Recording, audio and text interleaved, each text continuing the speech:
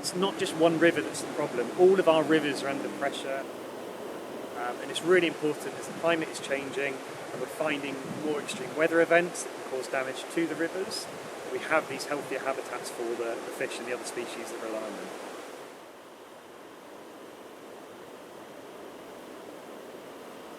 It is a little known fact that just 97% of our rivers are in their natural free-flowing state. There are thousands of dams, weirs and artificially straightened waterways all across the UK. Man-made alterations to natural spaces were once seen as a necessity for benefiting and improving human life. But what does this mean for the species that now have to navigate a fragmented habitat?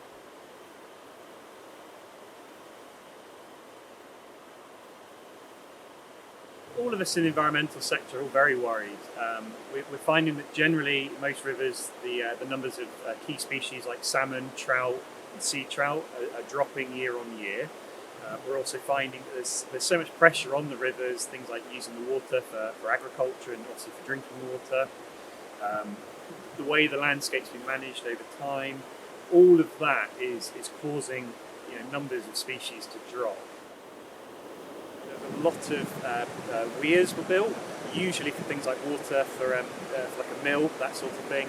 Anything that would hold the water back or impound the water, and then that can be put into a mill race to then run the mill further downstream.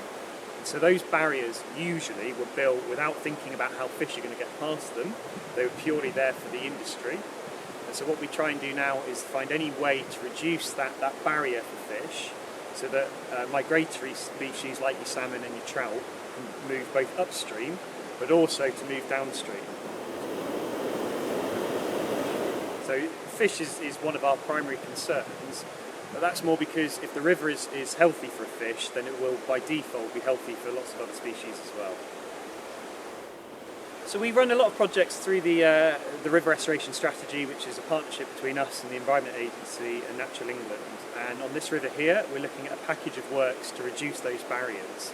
So we've assessed this whole river from the very bottom right up to the source, and we know where the barriers are, and what we're trying to do is either remove or reduce the barriers.